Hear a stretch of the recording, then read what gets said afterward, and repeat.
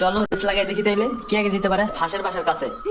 আমি রেডি তো, চলো। আচ্ছা দাঁড়াও, আমার বসরে একটা কল দিয়ে বলি আমি আজকে আসতে পারবো না, আজকে আমি বিজি। ওকে ওকে, যাও।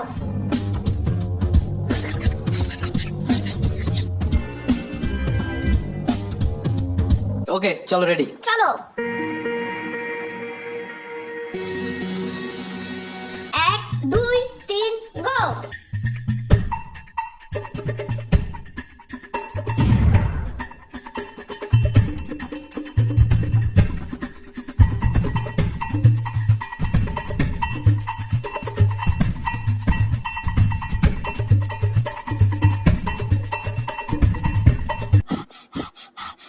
ঘোড়ার ডিমের হাঁসের বাসা এত দূরে কেন? কি মামা, কি অবস্থা? আর ওই স্লো মোশনের সাথে রেস লাগাইছি এখন। এই গরমে এখন মাথার ঘিলু টকবক করতেছে আমার। কি যা তার সাথে রেস লাগাই দেন। ধরেন একটু জুস খান, দেখে তো মনে হইতেছে আপনার দম যায় যায় অবস্থা। এখন জুস টুস খাইলে আবার দৌড়ানোর সময় পেট ব্যথা করবে। আরে খান তো, খেয়ে 5 মিনিট বসেন। ওই কচ্ছপ ডিলার এই পর্যন্ত আসতে আসতে 2 দিন লেগে যাবে। আচ্ছা ঠিক আছে মামা, খান, আমি গেলাম।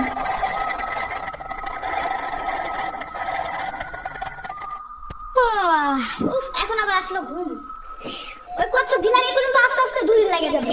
আসলে এই জন্মের ঢিলা, আমি আগে একটু ঘুমাই নি।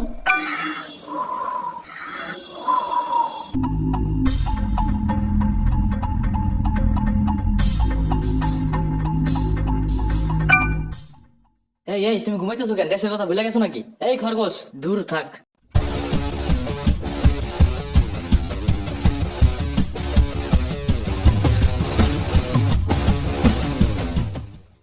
আর হ্যাঁ, কতক্ষণ ঘুমাইলাম, আমি তো ভুলেই গেছিলাম।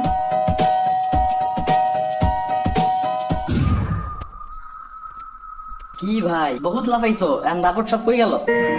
আবার রেস করার আগে 10 বার ভাইবা নিও। কংগ্রাচুলেশন ভাই, কংগ্রাচুলেশন ভাই, কংগ্রাচুলেশন মামা। আচ্ছা দাঁড়াও, আমার বসরে একটা কল দিয়ে বলি আমি আজকে আসতে পারবো না, আজকে আমি বিজি। হ্যালো ভাই, না কি অবস্থা? এই তো মামা ভালো। হঠাৎ কল দিলা যে?